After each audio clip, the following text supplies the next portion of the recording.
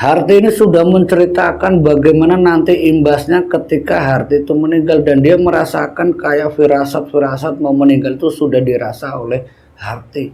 Satu waktu kejadian yang mungkin mengerikan. Sosok tuyul-tuyul ini bukan cuma satu, seperti kayak ada segerombolan tuyul itu datang melingkari posisi Harti yang sedang tidur, dan dia seperti kayak menuntut.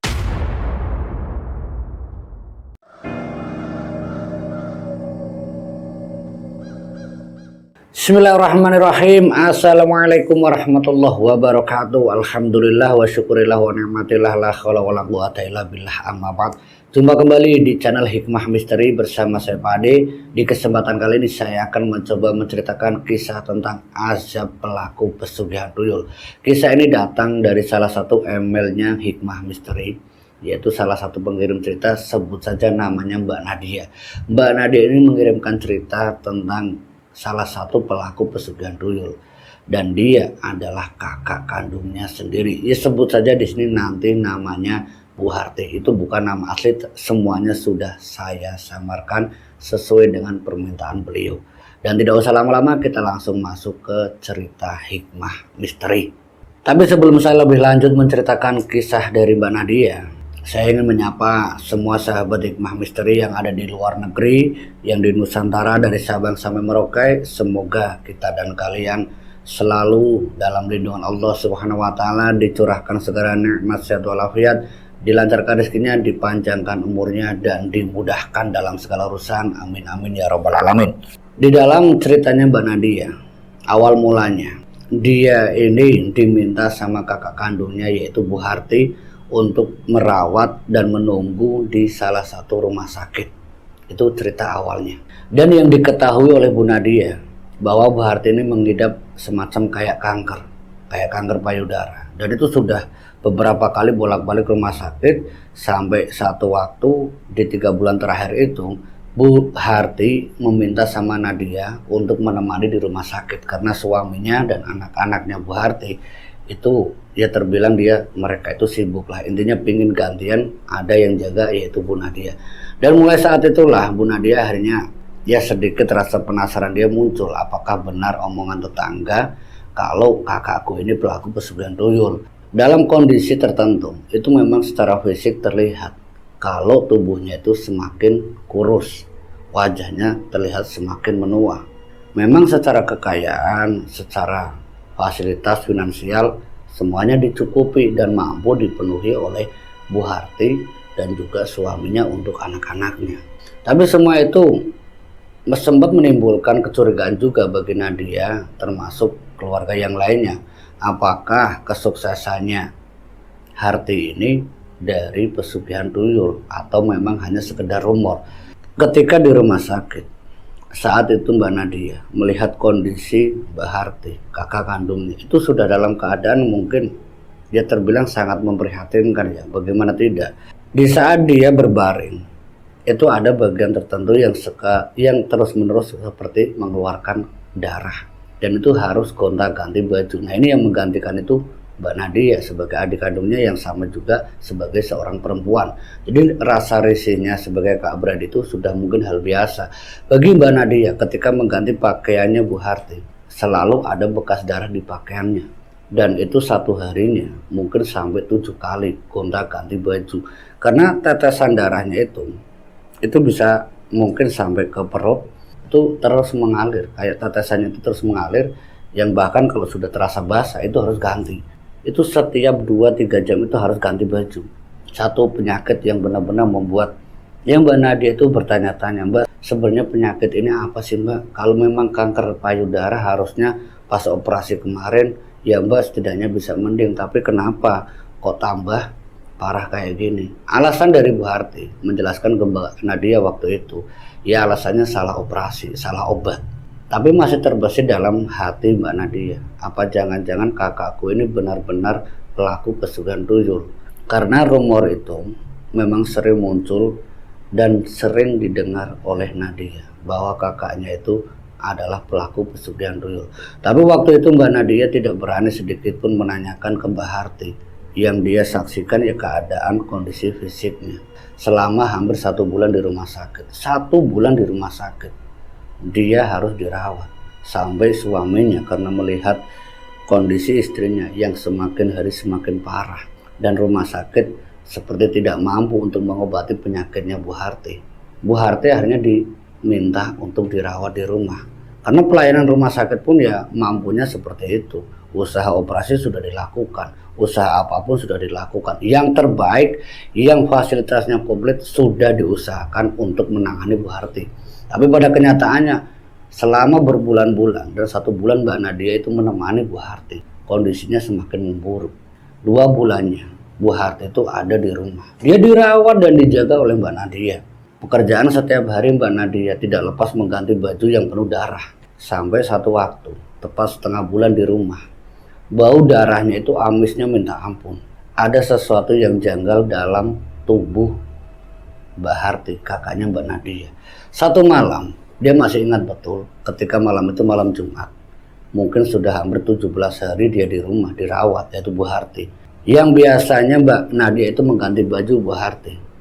Mbak Harti itu tidak mau diganti bajunya dan meminta cuman untuk dibiarkan begitu saja. Dan Mbak Harti pun malah meminta sama Mbak Nadia, kamu malam ini tidak usah kesini. Ada apa Mbak? Tidak apa-apa, nanti kamu kesininya pagi hari. Tapi bagi Mbak Nadia, melihat kakaknya yang begitu sakit, yang tidak bisa apa-apa, cuma hanya terbaring lemas, yang setiap kali makan juga harus disuapi, setiap kali ke kamar mandi juga harus dibantu, Mbak Nadia tidak tega. Walaupun kakaknya meminta Nadia ini untuk pulang, dia lebih memilih untuk tidur di sofa di ruangan depan. Dan saat malam Jumat itu, dia melihat seperti anak kecil masuk ke dalam kamar Mbak Harti. Nah, disitulah awal mula apakah itu tuyul atau bukan. Mbak Nadia yang saat itu belum tidur, dia melihat seperti bayangan anak kecil masuk ke dalam kamarnya Mbak Harti. Dengan keberaniannya dia, yaitu Mbak Nadia, rasa takut itu yang muncul pasti sebagai sosok seorang perempuan melihat sosok yang aneh. Bayang itu sekelebatan. Mbak Harti masuk ke dalam. Dan setelah sosok itu masuk ke dalam, Mbak Nadia itu mendekati pintu kamar Mbak Harti. Pintu itu sempat dibuka sedikit ingin melihat apa yang terjadi sama Bu Harti.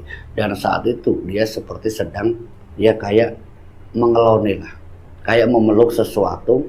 Dan di situ Mbak Harti sembari kayak merintih menjerit kesakitan. Dan itu yang terjadi sama Bu Harti. Mbak Nadia yang melihat kakaknya merintih kesakitan, spontan yang sebagai seorang adik langsung masuk. Mbak, kenapa Mbak? Kenapa Mbak? Saat itu, detik itu, sosok yang ada di pelukannya Bu Harti tiba-tiba dia keluar seperti kayak melintas ke arah tembok. Saat masuk itu Bu Harti malah marah-marah sama Nadia. Sudah aku bilang Nadia, kamu jangan kesini, kamu pulang, kenapa masih di sini? Sebenarnya ada apa Mbak? Kenapa sampean kok menangis merintih kayak gitu? Dalam keadaan dia sakit, dia masih memarahi Nadia. Dan Nadia tidak peduli kemarahan kakak kandungnya itu Bu Harti. Tetap Mbak Nadia ini masuk ke dalam mendekati Bu Harti. Mbak, sampai ada apa-apa, pulang sana, pulang sana. Diusir Mbak Nadia. Tapi malam itu Mbak Nadia tetap kekeh menemani Bu Harti. Tapi Bu Harti yang terus mengeluarkan dan bahkan mengumpat-ngumpat sesuatu kata yang benar-benar tidak pernah didengar oleh Mbak Nadia. Sudah aku bilang kamu itu pulang ya pulang. Kamu mau nurut kakak atau enggak? Kata-kata kasar itu lebih dari itu. Keluar semua sampai Mbak Nadia cuma keluar dari kamarnya Bu Harti itu nangis. Dan terbayang kakaknya itu sampai ngumpat-ngumpat dirinya itu begitu luar biasanya. Rasa sakit hati, rasa kecewa, rasa benar-benar muncul dalam perasaannya Mbak Nadia saat itu. Tidak tega melihat kakaknya kesakitan, tapi kakaknya malah mengusir. Mbak Nadia menutup pintu kamarnya Bu Harti. Dia kembali duduk di sofa. Sekitar jam 1 dini hari itu, Mbak Nadia akhirnya pulang juga. Sampai dia di rumah menceritakan kejadian tersebut ke keluarganya. Dan saat ngobrol dengan keluarganya menjelaskan bahwa Harti itu punya tuyul. Kenapa kamu bantu dia? Biarin aja dia tersiksa, biarin aja dia kena azabnya. Toh dia yang seneng, toh dia juga yang ngerasakan pingin kaya dengan melakukan hal pesugihan kayak gitu. Biarin saja Nadia, nggak usah diurus. Tapi dengar semuanya. Saya itu paling gak tega melihat kakak kandung saya itu seperti apa. Sampai itu udah lihat bagaimana Mbak Harti Mbak Harti itu setiap hari itu harus nangis merasakan sakit. Ya siapa suruh melakukan pesugihan? Itu kata keluarga besarnya. Sekitar jam setengah 2 dini hari karena Mbak Nadia itu pulang dengan tangisan kesedihan sampai seluruh keluarganya terbangun dan mendengarkan ceritanya Nadia. Dan di situ keluarganya justru malah menyalahkan Nadia. Kenapa kamu rawat orang seperti itu? Orang yang melakukan pesugihan. Kami sekeluarga sudah tahu bahwa kakakmu itu yang namanya Harti itu melakukan pesugihan. Jadi buat apa kamu rawat Nadia? Percuma. Itu kata keluarga besarnya. Tapi Mbak Nadia waktu itu tetap saja dia kekeh. Bagaimanapun juga dia kakakku. Terserah kalian. Esok harinya Mbak Nadia kembali merawat Bu Harti, kakak kandungnya. Harus mengganti pakaian, tapi saat esok harinya itu pakaian yang biasanya itu banyak bercak darah, tapi di sini sudah campurannya itu bercak nanah. Ini yang membuat Mbak Nadia itu sampai dia mual-mual, sampai dia muntah itu berkali-kali. Itu kejadian pertama. Belum tiap 3 jam dia ganti ada kayak gitu terus. Bagaimana rasanya sebagai seorang Mbak Nadia? Tidak terbayang dia harus mengeluarkan seluruh isi perutnya karena tidak tahan amis darah, amis nanah kayak gimana. Dan itu terus berlanjut, bukan cuma sehari 2 hari, 1 bulan semenjak kejadian mungkin sosok bayangan itu lewat. Itu baunya Bu Harti, darah nanahnya itu yang bikin ya Mbak Nadia itu sebenarnya tidak kuat. Tapi bagaimanapun juga dia teringat dia adalah kakak kandungku, kalau saya tidak merawat siapa? Sementara suaminya Mbak Harti justru malah memperlakukan Bu Harti itu bukan layaknya seorang istri. Bahkan suaminya ini malah mencari seorang wanita baru yang kabarnya ingin menggantikan posisi Harti yang akan melanjutkan pesugihan tuyulnya. Ini kabar yang benar-benar membuat tidak percaya Nadia ketika istrinya dalam keadaan mungkin bisa dibilang sekarat. Suaminya justru malah main wanita lain. Ini yang membuat Nadia itu sampai dia itu ngumpat-ngumpat sama kakak iparnya. Dan dia bilang juga sama Harti, Mbak, apa sampai ndak tahu kalau suaminya Mbak dia itu malah main wanita lain, dan kabarnya yang saya ngeliat dia sendiri dia itu datang bersama sosok wanita yang akan menggantikan posisi kamu. Maksudnya apa? Mbak, ndak usah berbelit-belit Mbak, kata Nadia. Adik kamu ini sudah tahu kalau Samban itu punya tuyul, dan apa yang aku lihat kemarin setiap malam Jumat Mbak Harti selalu memeluk seperti menyusui. Dan semenjak saat itu darah nanah itu yang saya bawa, saya cuci setiap hari, itu siapa?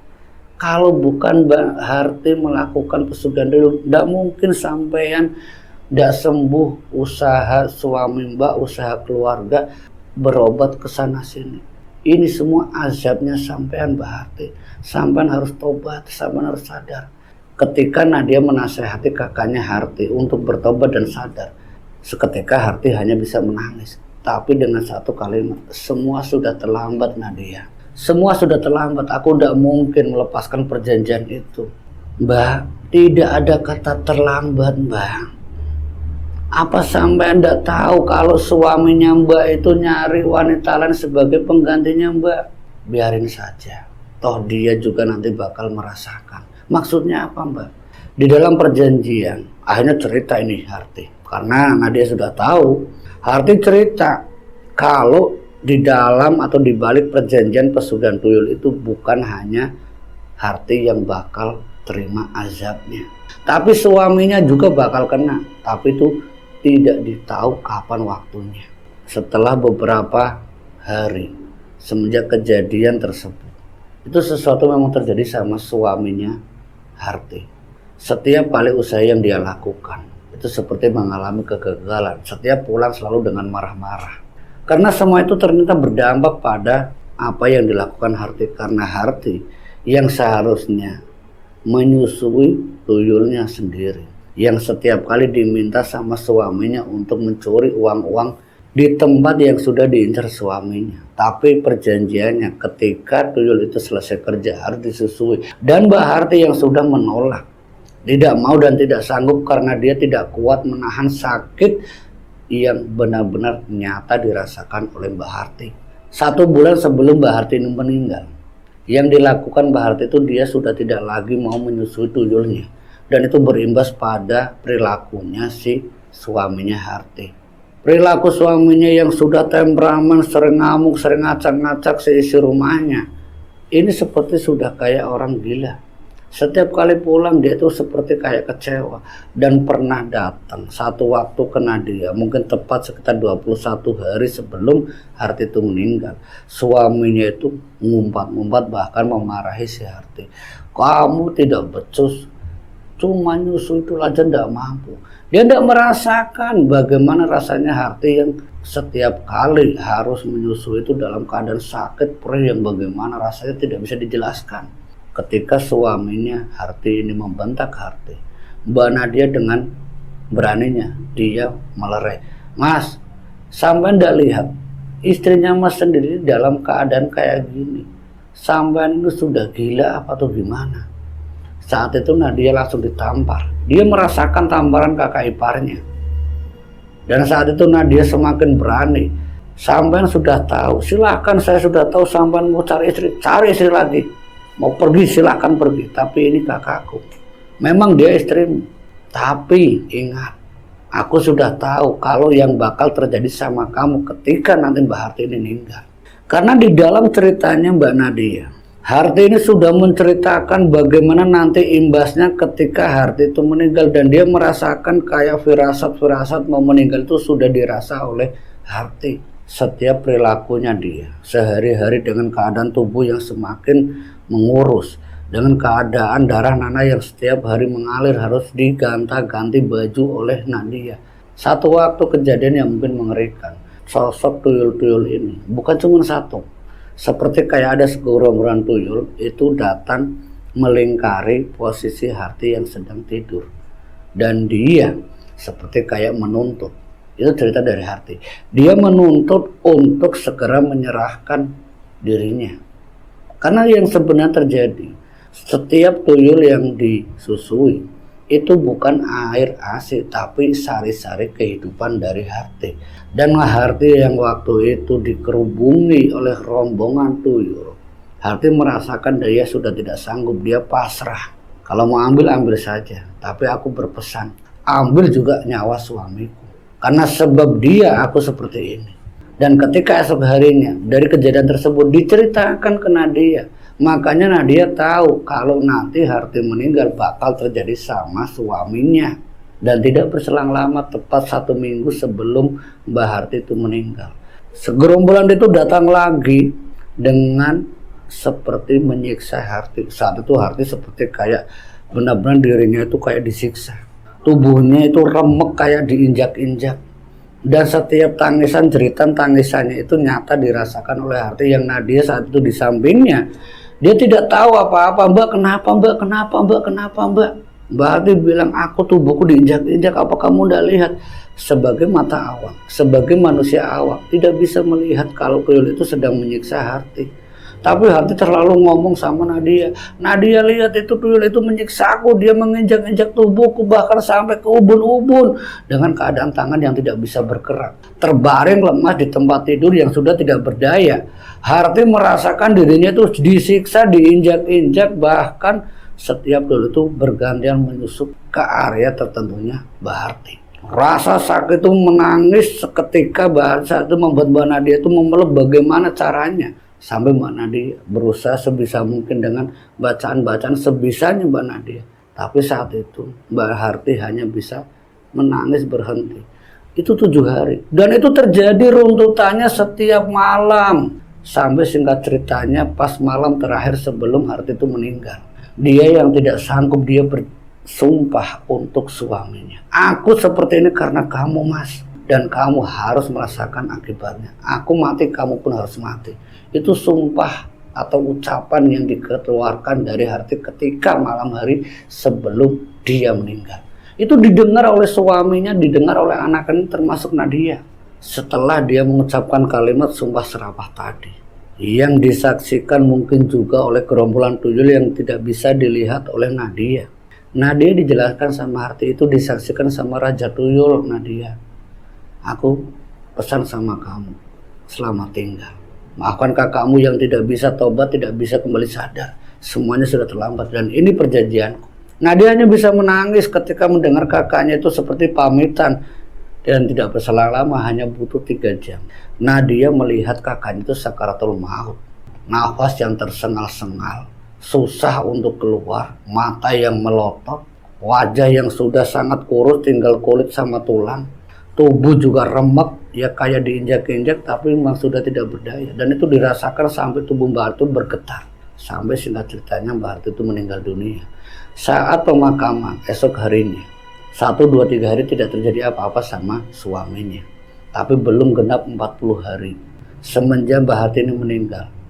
Mbak Nadia berharap kalau suaminya itu kena imbas dari apa yang dikatakan oleh Harti. Suaminya yang menikmati kekayaan dari Harti karena pesugihan tuyul yang selalu disusui oleh Harti, dia yang mendapatkan. Dan saat itu belum 40 hari suaminya Mbak Harti itu menikah lagi. Ini kurang ajar. Dan itu disaksikan oleh beberapa warga, termasuk ia saksi wali dari pernikahan mereka. Belum 40 hari. Itu benar-benar membuat Nadia itu sangat marah. Anak-anaknya masih kecil, belum tahu apa-apa. Sampai Mbak Nadia meminta sama suaminya Mbak Harti, anak-anaknya biar ikut sama aku. Silahkan sampean mau apa silahkan. Anak-anaknya Mbak Harti akhirnya pun ikut dengan Mbak Nadia. Saat ikut ini mungkin tepat 39 hari. Karena yang diingat itu pernikahan itu belum genap 40 hari, kurang lebihnya 1 minggu. Baru beberapa hari pernikahan, ternyata kabar yang didengar oleh Harti, karena mereka itu pindah. Tapi satu musibah yang dialami oleh suaminya. Dia dan istri barunya harus meninggal dalam keadaan yang mungkin bisa dibilang tragis. Karena di rumah meninggal itu di rumah. Suaminya almarhum Mbak Harti itu meninggal kayak ada yang nyekik, kayak ada yang membunuh. Dan kejadian itu adalah perampokan. Dan perampokan itu yang membunuh suaminya dan istri barunya suaminya Mbak Harti. Dan kabar itu memang akhirnya menguat setelah kematian dari suaminya Mbak Harti, bahwa sumpah serapahnya Harti benar-benar terjadi, walaupun caranya itu berbeda. Cara yang dialami oleh suaminya harus meninggal karena dirampok. Tapi semua itu adalah azab daripada pelaku pesugihan tuyul. Itu yang disampaikan oleh Nadia dan kedua anaknya. Dan semenjak kejadian suaminya Mbak Harti meninggal, anak-anaknya yang mengetahui bahwa ibu bapaknya sudah meninggal menjadi seorang yatim piatu. Tapi mereka lambat laun itu mengetahui kalau bapak ibunya meninggal bukan karena keadaan, tapi memang karena pesugihan dan azab dari apa yang sudah dilakukan kedua orang tua anak-anaknya Bu Harti. Semoga kisah dari Mbak Nadia ini kita bisa ambil hikmah dan pelajarannya. Saya Pak Ade, akhirul kalam, wassalamualaikum warahmatullahi wabarakatuh.